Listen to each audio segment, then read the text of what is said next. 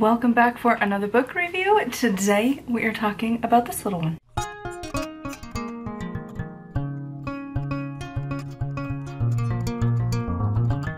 So this is Mindful Beads, 20 Inspiring Ideas for Stringing and Personalizing Your Own Mala and Prayer Beads Plus Their Meanings by Alice Peck. So this book is pretty thin and a lot of the pages are filled with pictures, so it really makes it a lot shorter of a book anyways, because again, it takes up a lot of space. You know, you've got a lot of the pages are gonna be like a full picture and then a little bit of info. So briefly, this book goes over a variety of different practices around the world.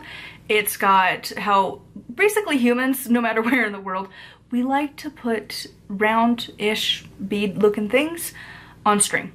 Like across the globe, everywhere, we've been doing this as humans. So it's kind of cute to see that, like, no matter what, our ancestors all collectively were like, yeah, let's do this.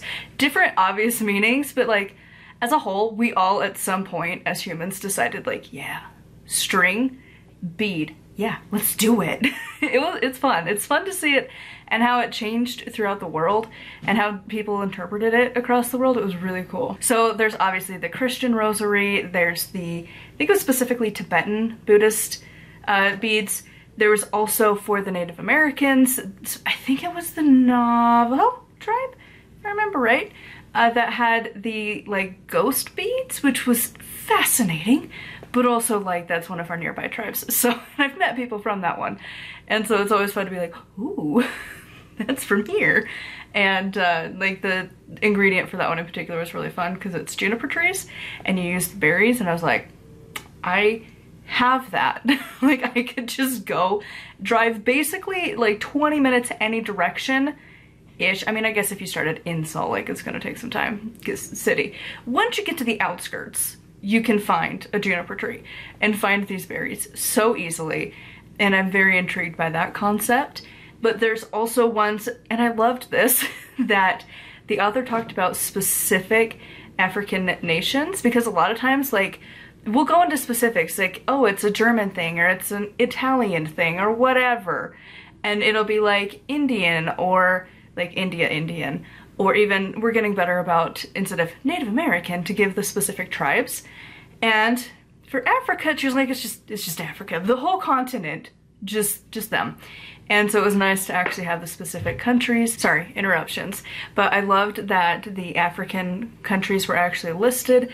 I can't remember which ones they were exactly, but it was really cool. And they talked about how like they have like the small beads that reminds me of some that I've seen from a few of the Native Americans that I've interacted with, again, mostly Navajo, where they use mostly the beadwork on like their clothing and stuff, and it's just beautiful. And they talked about it from, I can't remember which the exact country was, I know I'm terrible, but the author did. And they talked about how the colors have different meanings, and it was nice to actually have some real representation. So I gave this one a 3 out of 5 star. To be honest, it felt a little too brief for the book. Like, I had wished there was more of the cultural context for these, and it just felt very, very brief for all of them.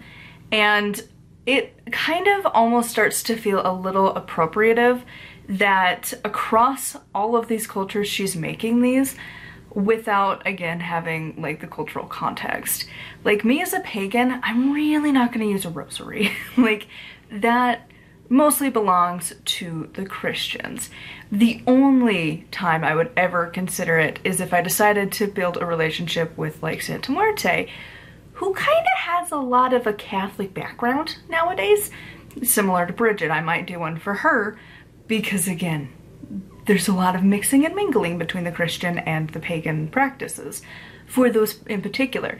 But for on the most part, I'm not gonna do that. Same with like the Native American ones. Like, I like the idea of it, but I don't know that I would ever call it, you know, exactly what they do and try and mimic exactly what they do without, again, the cultural context. And she did it for all of them across the globe. And that just felt a little like, I don't know if it's like full appropriation, but just a little like, I don't know, it felt a little weird to me. And the fact that it's so brief for all of them, I don't know. It kind of, I don't know. I don't know how to word what I'm feeling, basically. But it made me feel a certain particular way about it. And it was just like, so you're just doing this for funsies, I guess? Like, I don't know. Obviously there's some research that went into it, but I don't know. I would love to know your thoughts on like literally making it from all of these cultures around the world without wanting to learn a lot about the culture and all of the context, and like just to do it maybe even just for this book. Like, you don't need that many sets, to be honest. Like, it'd be one thing, but even then, like, I'm thinking like as a witch, like there's so many spells you could do with it, right? Because you could obviously move into more of like the weaving magic and have that be part of it. Because again, if you're doing the intricate beadwork, that's a lot of weaving and such. But also if you're just making a set of beads, like, do you need that many? Like, I use 2, but I don't necessarily need a lot more. And like, I don't need 20, you know what I mean? Like, I don't know. That's why I'd set the median level, because I have thoughts. I don't know what all of them are, but yeah. So anyways, I would love to know your thoughts on this one. If you are interested in beadwork, obviously this is going to be a great option. If you want to do any kind of mala bead, prayer bead, there's a little bit of an introduction. Honestly, I would probably recommend researching into the specific one that you're wanting to use. Again, if you're Catholic, you're probably going to know what a rosary is, but if you're just starting into Buddhism, you're going to want to learn more about that from more Buddhist texts. And if you are wanting to learn about the Native American ones, again, I think it was specifically Navajo in this instance, maybe try and reach out to the tribe, find someone from there, and learn from them too. And I don't know if they have a lot of like books specifically on that, but like, you know, just try and find what you can from the actual cultures. And this is just more of like an intro kind of a book, but like, it's not bad. I don't know. It feels kind of weird to make 20 sets just because. So anyways, those are my thoughts on this. I would love to know yours in the comments down below. A huge thank you to my patrons. If you would like to support me and get access to exclusive content such as extra book talks, my audiobooks, and my own studies going through the Shamanic Temple of Witchcraft and just kind of what I'm doing as a witch, it is over there on Patreon. And until next time, thank you so much for watching, and blessed be.